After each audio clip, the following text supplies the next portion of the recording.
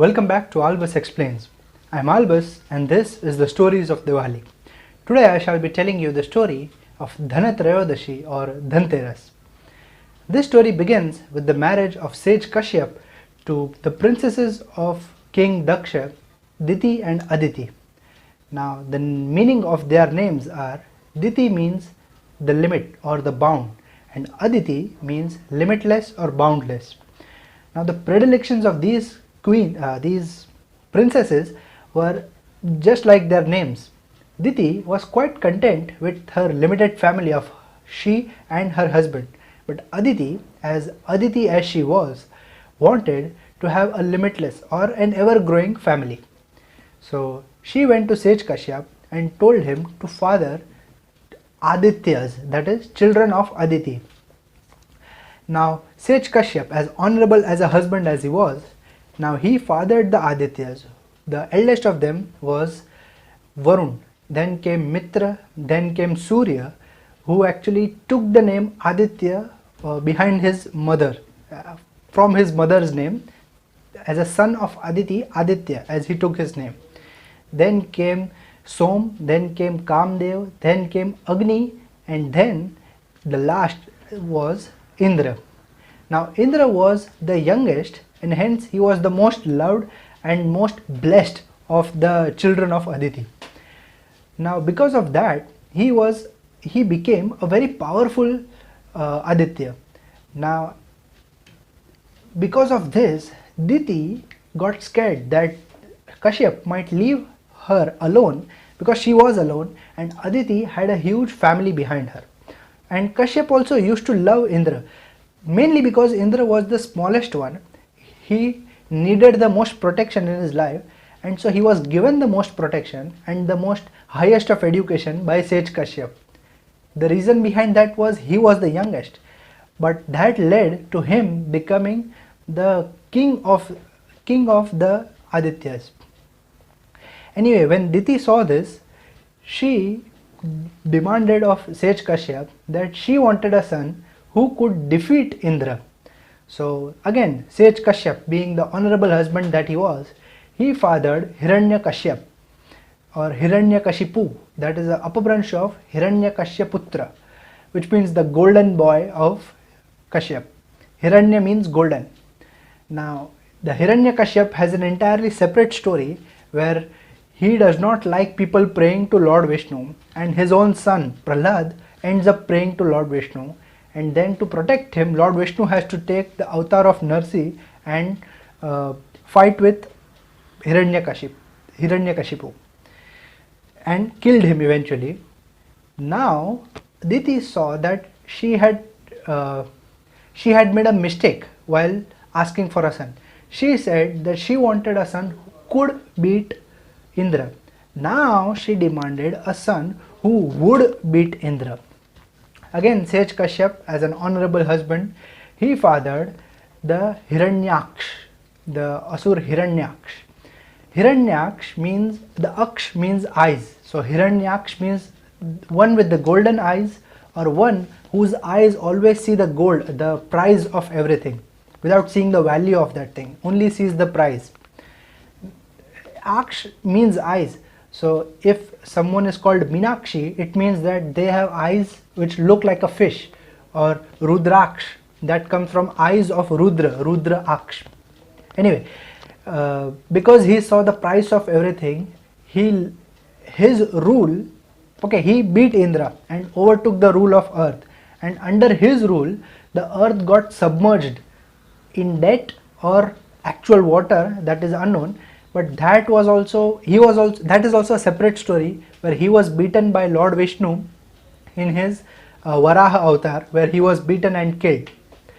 Now when all this was happening, people had started praying to the Adityas, and because they were Adityas, because they had powers, they were prayed to, a divinity, a Devatva as it's called.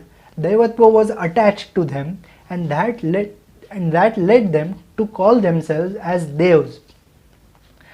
Earlier, each and every one of them was an Asur.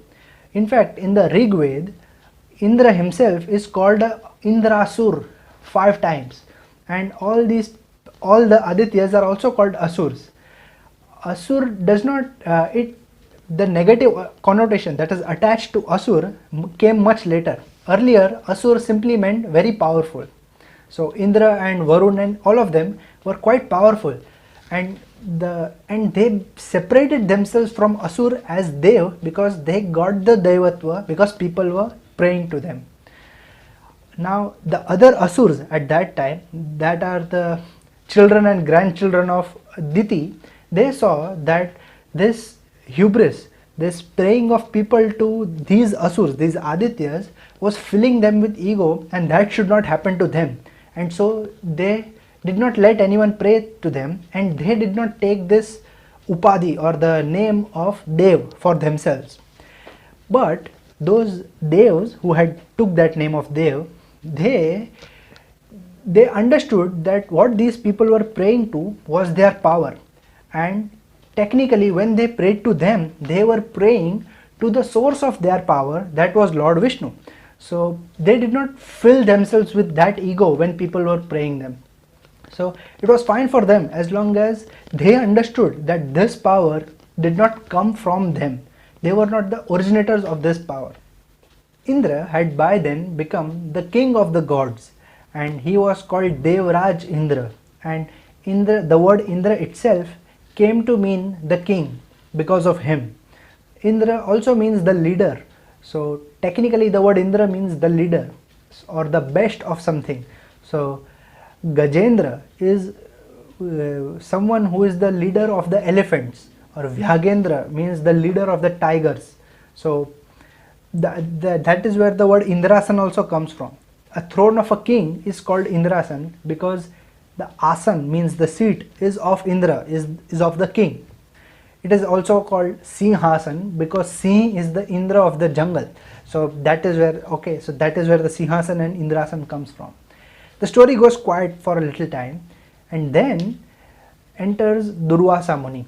Now Durvasa's original name was Survasa, but he too had a legendary temper, an appetite for a huge temper, and he too cursed many people. Now curse itself is a negative word, which means that to make bad things happen to people.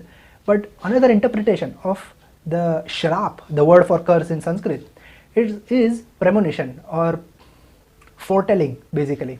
So whenever you can observe this, whenever a shrap is given, it basically means it is less of an actual premonition of a bad thing given, but more like it is the foretelling, telling the person's future that he or she cannot avert.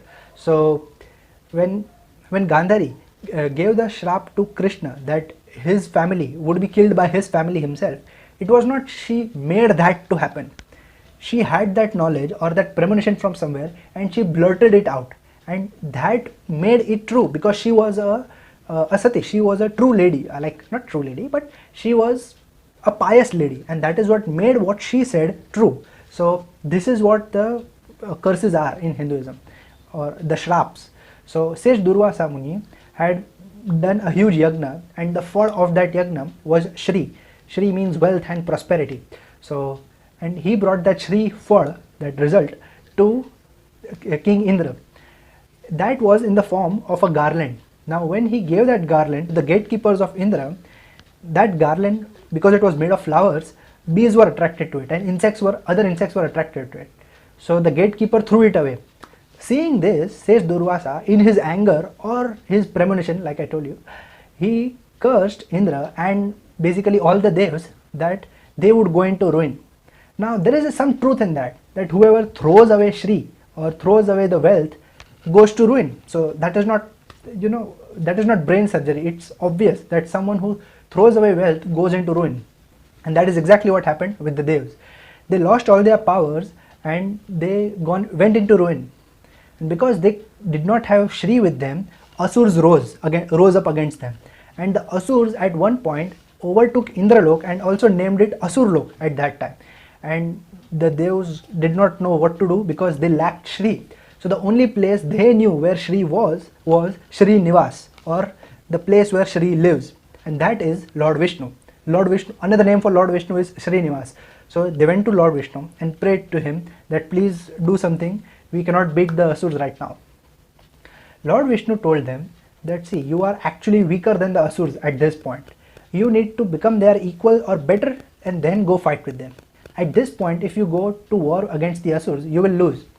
So what you need to do is approach them diplomatically. At that time, the leader of the Asuras was Bali. Bali is the grandson of King Prahlad, Prahlad Asur, the same Prahlad who is the son of Hiranya Kashyap. So the grandson of Kashyap, sage Kashyap, and he was the leader of Asuras at that time. And Indra met with Bali and they took up a new project of gaining Amrut from the sea, and they thought that we will do Samudra Manthan. Samudra means sea and Manthan means churning. We will do the churning of the Shir Sagar. The Shir means milk. Shir Sagar, Sagar also means sea. The Shir Sagar, and then all the things that come out of that churning, we will divide it amongst ourselves. The Asuras also understood this and they too agreed with this. So it was decided that the Asuras and Devas would come together and work on a single project, let's call it that. So because the entire sea was to be churned, a huge churning rod was to be selected, and for that Mount Mandar was selected. Now no rope could ever hope to hold Mount Mandar. So Nagraj Vasuki was taken. Now Nagraj means king of snakes. So he was a gigantic 200 yojan long snake. Yojan means, I told you, the point where one stands on a flat surface to the distance of the horizon, that is 1 yojan. 200 yojan long was Nagraj Vasuki. Vasuki is a cool snake because he is also found in Chinese mythology, where he is one of the 8 great dragons. So you can verify this. Vasuki is also found in Chinese mythology, where he is one of the 8 great dragons. Anyway, he was selected as the rope for the churning, and for the base of the churning, Lord Vishnu himself incarnated himself into the Kurma avatar. Now Kurma is translated as turtle, but it is inferred as a turtle. Kurma literally means a shelled animal. It could be any other, it could be a shellfish, but in this case it was a turtle. Now the Asuras, they pride themselves as being very rational and being ultra scientific, and they don't believe in gods because they did not take up the mantle of Devas, because they don't believe in gods. They believe that they are basically atheists, but they don't even consult the emotions that they hold by themselves, and that is what separates them from the Devas. Anyway, because of that, but still, see, the emotions are always hidden there, because they too were product of the same material, let's call it that the Devas were made of. So they were not separate, even though they wanted to believe that, they were not separate from the Devas. They both were empirically same, but they themselves prided on their ultra rational skills. So Vishnu used that against them, and he said that, see, the Devas, they consider the lower part of the body as impure, so let them hold the front end of King Vasuki and you can hold the tail of Vasuki, because it doesn't matter to you, right? Now Asuras in their hubris thought that because Devas think that the tail part is impure, we will make them hold the tail and we shall hold the head of King Vasuki. Lord Vishnu did not disagree, and they did with it, and the Asuras went and held the head and the Devas went and held the tail. But what happened was, when King Vasuki was yanked by both the sides, he vomited out all his poison, and because of that, all the Asuras were subjected to that poison. Now it is said that Asuras and Devas, both of them, because they had come from the same lineage, both of them were very beautiful, very handsome creatures. But because the Asuras were subjected to the poison of King Vasuki, Nagraj Vasuki, they became ugly and malformed. So that is the reason why they are shown as ugly. Not just because they are temperamentally temperamentally ugly, but also they are physically ugly because of the poison of King Vasuki. Now the churning of Mount Mandar began with full steam. After that, the first thing to come out of that churning was Shri Lakshmi. Now Shri Lakshmi is the embodiment of Shri. So Shri means wealth and prosperity, and she is the embodiment of that. So when she came out, she was given the choice with whom to go to, the Asuras or the Devas. And she saw that Lord Vishnu was above this Asur Dev duality, and she chose Lord Vishnu, and she went to Lord Vishnu. Anyway, Lord Vishnu was Shri Nivas, so she had to go to him. He is the consort, he is the holder of Shri. So in any which way, she had to go to him. The next thing to come out was the Apsaras. Now Apsaras are mythical, mystical, beautiful women who dance and please the people, who hold the court in the Indralok. Whoever rules over there, they go to them. So they said that basically whoever wins out of the Devas and the Asuras, we shall go with them. And both Devas and Asuras agreed to that. The next to come out was Devi Varuni. Now she is the goddess of wine, and she wanted to go to the Asuras, but the Asuras rejected her and threw her in a corner. And Lord Varun, he accepted her, and hence she is known as Varuni. Earlier her name was something else, but he accepted her and made her Varuni. The next to come out of that was the three animals. The first one was Kaam Dhenu. Kaam Dhenu literally means, Kaam means desire and Dhenu means who gives. So she is the one who gives whatever you desire. So whatever you desire in front of the cow Kaam Dhenu, she will give it to you. The next to come out was Ayravat. Now Ayravat was a gigantic elephant with 4 heads, multiple tusks and multiple trunks, and he was the most powerful being at that place. He was given to Lord Indra. Then came Uchchaishravas. The next animal that came out was Uchchaishravas. He was a horse as big as an elephant, as strong as 10,000 elephants, with 7 heads, and he was given to the leader of the Asuras, Bali, and he was given to Bali. Then came out the 3 valuables, as it is called. The first valuable was a gem called Kaustubh, and it was gifted to Lord Vishnu by the Devas and the Asuras, and they gifted Kaustubh to Lord Vishnu. Then came out the flower Parajit. It's not just the flower plant, and that Parajit flower plant was also given to Lord Vishnu, who gave it to Shri Lakshmi.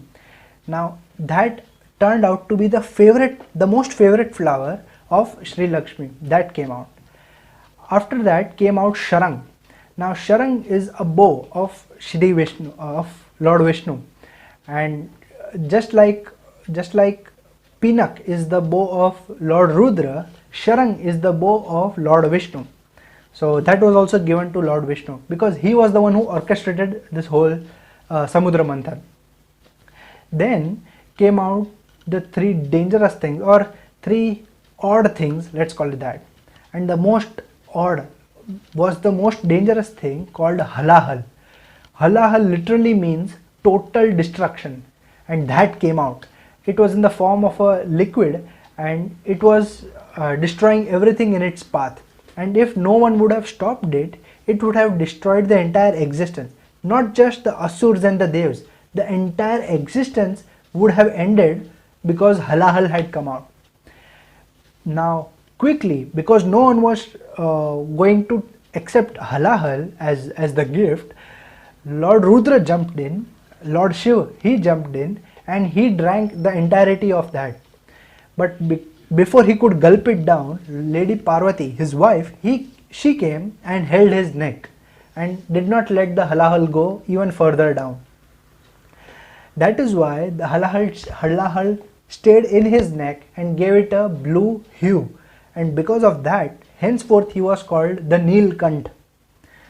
Also, the Devas saw that Lord Shiva had just sacrificed himself without thinking of himself, had just sacrificed himself for the sake of the entirety of existence. They named him Mahadev, Dev of the Devs, that is the god of the gods, and they called him Mahadev. And the Asuras too started calling him Mahadev, the Lord Shiva. So two new names of Lord Shiva were given. The next thing to come out was Chandra or moon. Now when Chandra came out, he was very Saumya or cold and cool. So he was quickly given to Lord Shiva so that he would help in pacifying the heat of that halahal that he had just taken. The next thing to come out was Lord Dhanvanthariji. Now Dhanvanthariji is the lord of medicine, of Ayurvedic medicine, and he is full of that information of herbs and other objects of medicine, basically of repairing a human. And he said that I cannot choose sides between the Devas and the Asuras because both of them will need me. So I cannot choose between them. What I will do is I am open to anyone who wants to study under me. They can come and study under me. I shall not stop anyone, but I cannot choose sides because both of you will need me. And both Devas and Asuras agreed that yeah, they will probably need Dhanwantriji. The next thing, 13th thing to come out was Kalpa Vruksha. Now Kalpa Vruksha is also like Kaam Dhenu. Whoever asks whatever thing to that tree, it gives. Kalpa Vruksha is a tree. Vruksh means tree. But there is another interpretation of Kalpa Vruksha. Kalpa means a period, a time period. And Vruksha means a branch, a new beginning, basically. So it would also mean that at that time a new branch in time had begun. So that is also another interpretation of Kalpa Vruksha. And the 14th and final thing to come out of the Samudra Manthan was Amrut. Mrut means death, and Amrut means it is not birth, it is never to die. So whoever drinks Amrut will never die, will become immortal. So Amrut came out. Now Dhanwantriji went to pick up that kumbh, that vessel that held the Amrut inside it, and turned back and came to the Devas. But before he could do anything, the Asuras also rushed towards him and the Devas also rushed towards him. At that time, on the command of Lord Vishnu, Lord Garud, his eagle, his vehicle, he came and picked the kumbh with his talons and he flew away till when the Lord would command. He went away, and at that time a few drops of Amrut fell at a few places in the country, and in those places where the drops of Amrut had fallen from that kumbh, at that place every 12 years the largest gathering of humans on planet Earth for a religious purpose occurs. Every 12 years, but every 4 years also. It is called Ardha Kumbh, and every 12 years the festival that is held is called Kumbh Mela. Mela means gathering of people. So the Kumbh Mela happens over there. So a billion people go to that place on a slim chance of finding that drop of Amrut that had fallen over there. So because on this day Lakshmi ji was born, on this day Dhanwantri ji was born, and on this day literal Amrut was also born. Born means it was manifested. This is why this day is known as Dhana Trayodashi or Dhanteras, and this is why it is celebrated since who knows how long. What happened with the Asuras and Dev after this is a story for some other time. But this is why Dhanteras is celebrated with such vigor in this country. So this is the story of Dhanteras, and if you have your version of this story, please do leave that in the comments, and I will be back with more. Thank you.